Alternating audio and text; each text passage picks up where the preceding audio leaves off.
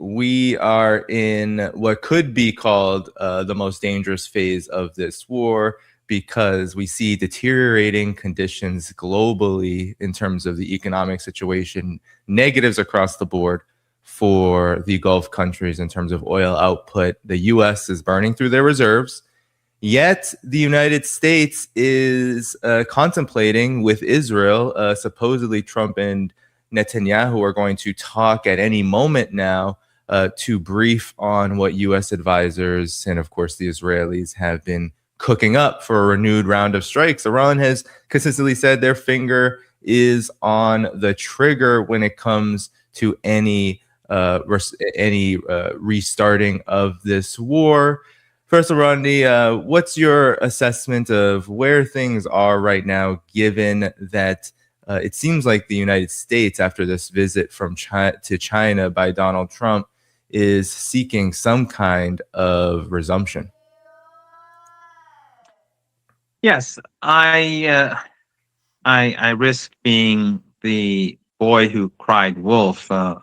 Although I'm not a boy, I'm an old man now. But I've been saying, I think now for maybe 3 weeks, I don't know how long it's been, that we're very close to war. And I think that it was pushed back a bit, probably because of China, even though we were never sure here, but because it would have been foolish for Trump to attack Iran right before the trip to China. But then again, since it's Trump, we were always waiting for an attack. But now that the China trip is over, and it ended more or less as expected, without any success, and in my opinion, on the whole, a failure for Trump. Yeah.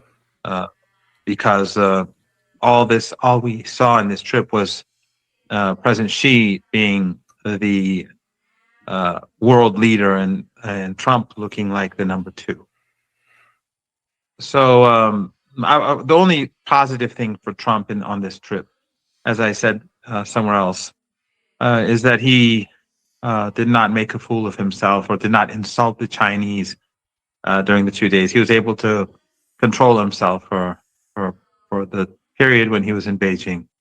But other than that, he gained nothing. So, and that was to be expected. I mean, if anyone had been following the Iranian foreign minister's trip to China a week before his, a week or so before the trip, maybe a bit more, they would have seen that through the body language, through the statements made by the two sides, through the social media reaction, the semi-official, the official Chinese media reaction, it was clear that the Chinese were not going to side with the United States. And the fact that Trump seemed to think that he may be able to get something, I think shows how clueless his White House and his State Department and his national security apparatus is about China. We've heard in the past that he's removed all the Iran experts, the China experts, the Russia experts, which I'm pretty sure they were mostly pretty awful people and very hostile towards all three of these countries. But at least they had some sense of, what was going on, even if it was in a warped way. They could have, for example, told him that, right now going to Beijing, you're not going to get any concessions on Iran, or you're not going, they could have told him that at least. They would have said evil, China is evil and they're horrible people, but, this won't work or that won't work. So he went in blind, and he came back with nothing. So now we're back to where we were. And that is, as I said, I'm crying wolf. We're on the verge of war. And I think that it could happen tonight. It could happen over the next few days. It could happen next week. But I think it's I can't say it's for certain, but here they're working based on this assumption.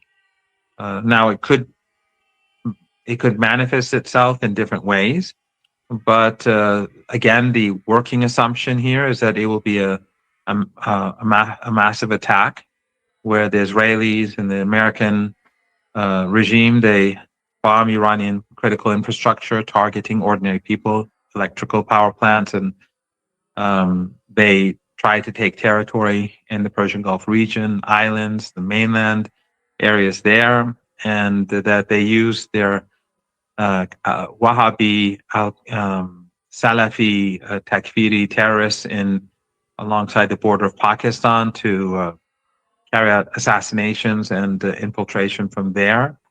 And they use their terrorists in northern Iraq and the Kurdish areas.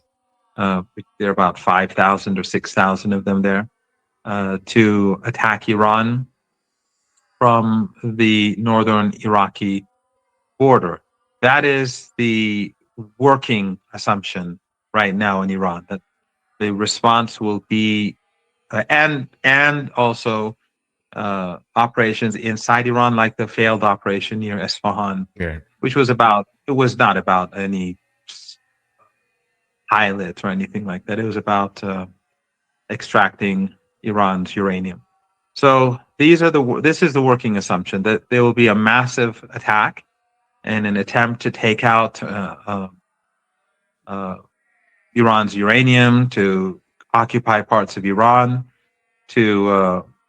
and I should add, the assumption is also that those the armed insurrectionists that on January the 8th and 9th were killing police officers, hundreds of police officers on the streets, and a couple of thousands of Iranian citizens.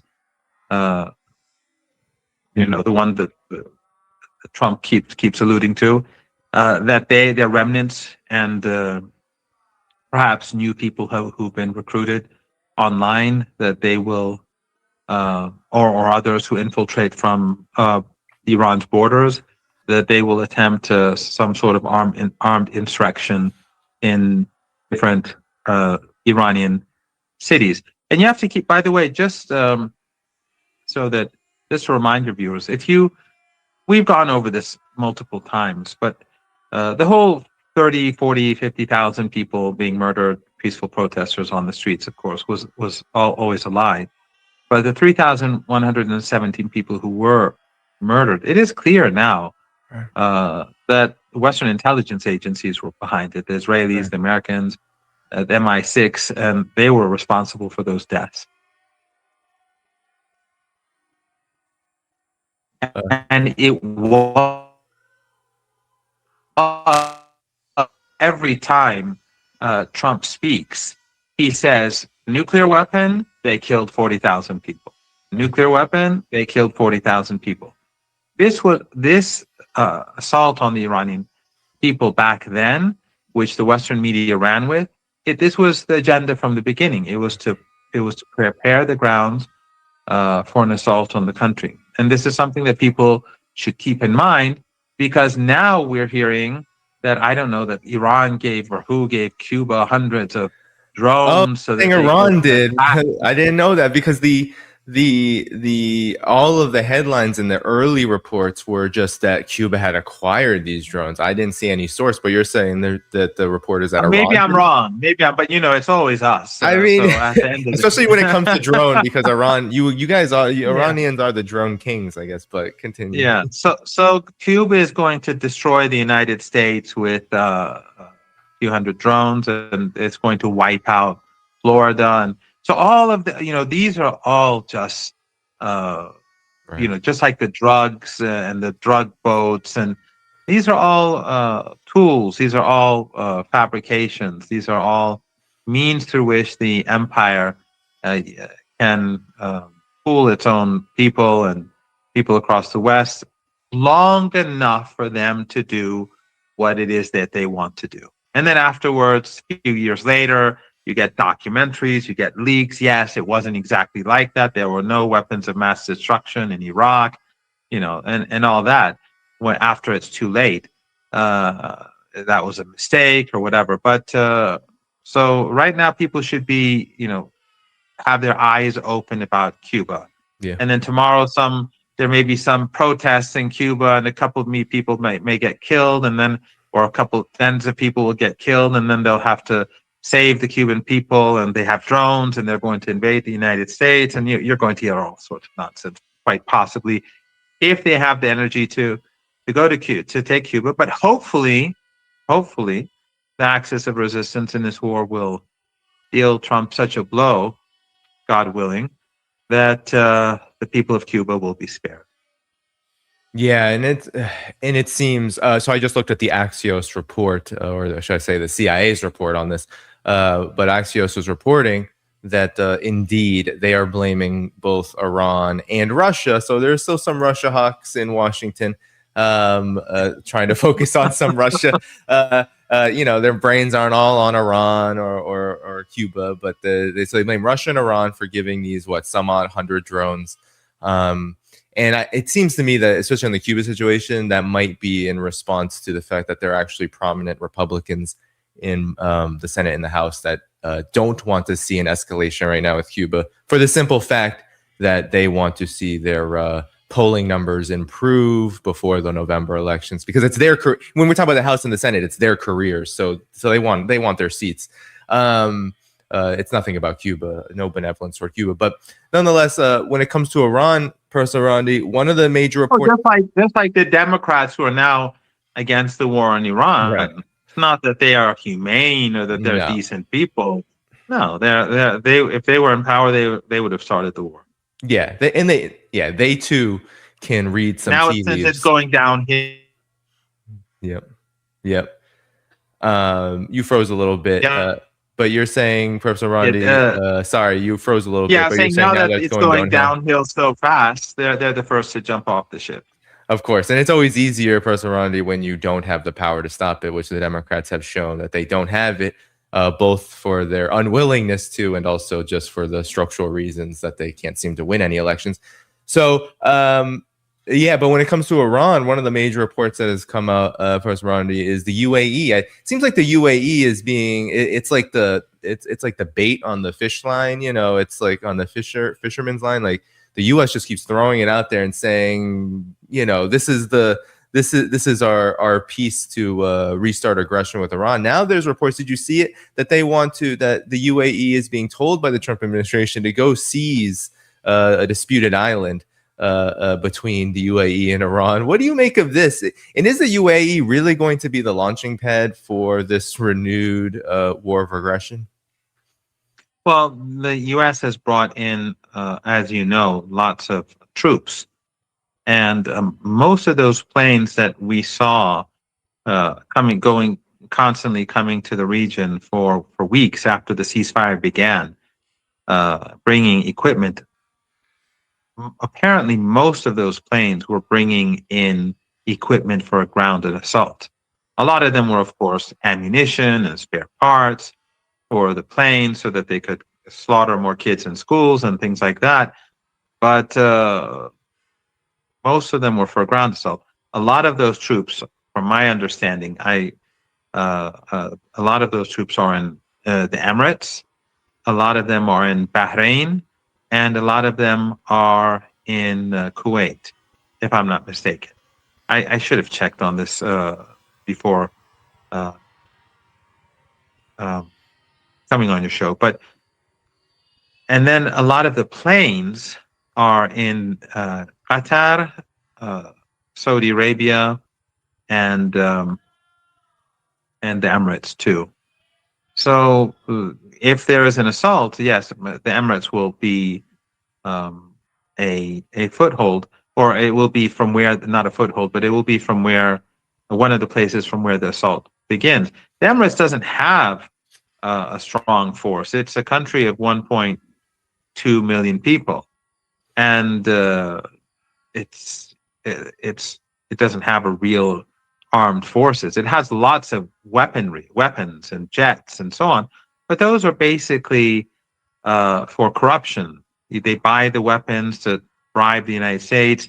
The kickbacks or the commissions go to American senators. They go to the princes. They go to the royal family, and then they go buy palaces and mansions and apartment buildings in Manhattan and that sort of thing. But they're not capable on their own of carrying out any war. We recall that during the 7 years of genocide in Yemen, when the whole Arabian Peninsula, all these countries, Qatar, the Saudis, the Emirates, Turkey, unfortunately, all of them were helping Saudi Arabia and the Emirates and supporting them. But so was NATO, and to massacre children in Yemen and to starve them. The Americans were part of the siege in the Red Sea. I know an American, former American official who told me himself that he was on one of the naval ships, and he saw himself that they stopped a boat, and they checked the boat and they saw it was full of medicine. The boat was taking medicine to Yemen, and they dumped it all in the sea. So that's the sort of siege that they were imposing on Yemen. And of course, Qatar and Erdogan, they moved away from this, not because they cared about the people of Yemen, but because of the siege that then they imposed on Qatar that caused a split. But the point is that the Saudis and the Emiratis, with all the global support and all the US and British advisors and bombing Yemen day and night and imposing a siege, they failed to win the war in Yemen. So, like, what is the Emirates going to do against Iran? Iran can destroy the Emirates very swiftly, all of its critical infrastructure within a day or two. So they can't do anything on their own, but they are worse than the other countries in the Persian Gulf region in their obedience to the United States, and they're pushing for violence and war. And of course, their alliance with the Israeli regime has been exposed by the Israelis in a way in which even they are now embarrassed because they've been trying to deny it. When Netanyahu and the head of the Mossad and the head of the military and everyone came to the Emirates during the war, and now the Emiratis are saying, no, it came. Yeah. That was very embarrassing. That was incredibly humiliating. And I think you're exactly right. It seems like the Trump administration was trying to do a feel out of where things were with their Gulf vassals, and a lot of them are very afraid of what will happen should the war resume. And it's the UAE, which I guess has volunteered and gambled its whatever is left of its credibility on by any means necessary, and continuing this war. It's quite something, and I'm not shocking because everything that you just said, the UAE did play one of the most, if not the most, sinister role in the war on Yemen. And some of the horrific stories about the torture regime that they carried out is just, it's absolutely. They were basically using mercenaries. They don't fight themselves. No, well, what military do they have, right? Like, yeah, it's continued. Well, one thing I wanted to ask Professor Marandi, actually, the Lavon Island, that's the disputed island here, quote unquote, that the UAE is being urged to take over. Talk about that if you know anything about, because there are these so-called disputes between the UAE and Iran around certain islands in this region, and it's not really talked about why and what would be what to any benefit would it be for the UAE to be the launching pad for the US to do some kind of operation on this island? Like what's the point? Well, it's not that the Lavon Island is a disputed island. And of course, for Iran, there are no disputed islands. Right. The Emirates was created in like 1971. Iran was around for a few thousand years, so there's nothing to dispute. Right. But the three islands that the Emiratis have pretend that they have some sort of claim to, this country, which was born 5 years after I was born, is the I don't know what it is. I think the Greater Tomb, the Smaller Tomb, and Abu Musa. These three islands. But Lavon is the Lavon Island is an island that the Americans, from what I've heard, were pushing them to take because they think that the defenses are weaker there. Why? Because it's very close to the Iranian shore. But that doesn't change anything, because the important thing is the counteroffensives. The Iranians are going to, if the Americans or anyone carries out an assault, the Iranians are not going to like protect every square meter at at whatever cost. They're going to withdraw easily in some areas, allow the Americans to come in, and then start pounding them, or the Emiratis, or whoever it is. The it could be the Bolivians, whoever. But then they'll just start striking them with drones and missiles and shelling them and attacking them until they're forced to leave.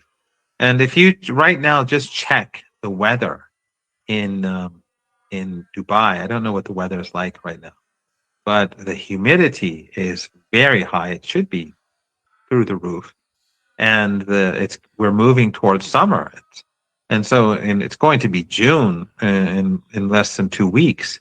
So this is not the time of year that you want to go and send ground troops to go fighting Yeah. in these areas. It is sort of like with the Russians Winter was a general in their army for the Second World War and the Napoleon Wars and so on. For Iran, there's the weather in the Arabian Peninsula and in the Persian Gulf region is a huge asset for any force of aggression, for confronting any force of aggression. It's not good for their equipment. It's not good for the Americans at any level, and it's not obviously good for their soldiers.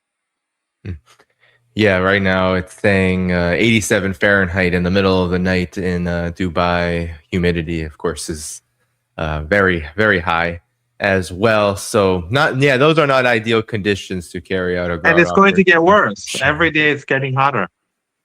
Yeah, yeah. Well, Professor Marandi, we'll talk about the consequences already because we are seeing the New York Times published an article about the oil shock that the war against Iran has already caused, where you see countries, I mean, the United States' LNG companies and gas companies, they've made profits out of this period. Russia and then a few other states have as well. But much of the Gulf has been seeing negatives. And I guess if you could walk us through, then Iran has said consistently that it has a response prepared and that response will be quite devastating. So to walk us through what kind of impact we are going to see from here if the United States decides to do this, because the U.S. has already admitted it's probably going to be a short operation, a week or 2 weeks at the most, I think they said. It seems like the consequences of just that could be incredibly dire. Well, first, I wanted to say something else, but I'll get to your question shortly. I just want to say that something today happened in Iran, which I think is pretty significant. During the President Rouhani period, when he was in charge, Iran, that was the time when we signed the JCPOA, the nuclear deal in 2015. The Iranian government made a terrible policy decision to sort of ignore China and to tilt. I mean, the administration, Ayatollah Khamenei, the martyr, was not in favor of this, but the administration. But he always gave different administrations a lot of leeway to go where they wanted. So Rouhani made the catastrophic mistake of tilting towards the West, whereas it was clear that he was not going to get anything. But anyway, he was following, heading towards a mirage. And so our relations with the Chinese suffered. And when President Xi came to Iran, the President Rouhani, the negotiations with President Rouhani weren't ideal, and not much was achieved. And President Xi went home probably quite, or at least somewhat unhappy. So after a year or so, he began pursuing. I mean, Dr. Velayati wanted to go to China. He was the leader's foreign policy advisor. The leader had two foreign policy advisors at that time. One was him, and one was Dr. Kharazi, who the Americans and the Israelis murdered. Dr. Velayati wants to go to China to help mend the relationship or improve it. Yeah. And for a host of reasons, it was not possible. Then someone proposed to Dr. Larijani, who at that time was the Speaker of Parliament. And then during this war, he was martyred. He was the chair of the Supreme National Security Council, Sure. and the Americans and Israelis murdered him. Very, very good man. And that person was me. So I proposed to him to go to China Hmm. and to mend the relationship. And long story short, he got a permission from Martyr Ayatollah Khamenei, and he went as the leaders and on behalf of the president too. And he helped improve the relationship. That his meeting with President Xi went very well, and that turned things around to a degree. And then when President Raisi came, he continued down that road. The point is that this was an important moment, and I did help Dr. Larijani. I mean, I was never in government, as I said, but after he came back from China, I did go with him, and he asked me to take charge of the China file on his behalf because he was in charge of that file. So on a volunteer basis, I did that until he was no longer Speaker of Parliament, and then I went back to just focusing on my own work. Today, the president sent a letter to the leader. Well, they had this was discussed beforehand, but in any case, the president and the leader have chosen Dr. Ghalibaf, the current Speaker of Parliament. Back then, Dr. Larijani was the Speaker of Parliament. Dr. Ghalibaf, who's also the chief negotiator, to be Iran's to be in charge of the Iran file, of the Iran-China file. And I think this is a big move because he's a competent person, but also it's also when there's someone in charge like Dr. Larijani was back then, he can, because the president doesn't have time to put much focus on anything. He's running the entire country, and there are many difficulties, wages, all sorts of things that have to be dealt with. So for him to be in charge of this file sends a very important message. And I think it's going to have a significant impact on the China, just like with Dr. Larijani, it's going to have a significant impact on the Iran-China relationship, which is already good. Back then, it was done to repair the relationship. Now it is being done to improve the relationship further, to help with investment, Chinese investors, Iranian, university cooperation with Chinese university, high-tech cooperation, and so on. So I think the news that came out today was very important, and I think it's going to have a big impact. And coming right after Trump's visit to China, his failed visit to China, I think that it has extra significance. Now, going back to the question that you raised, we've discussed this before. As I've said, the Iranians during you and I have been talking for years now, and anyone can go back a few years, and all the things that we were saying back then actually did happen. And in the West, they thought it would be a walk in the park, and it turned out that what we said was correct.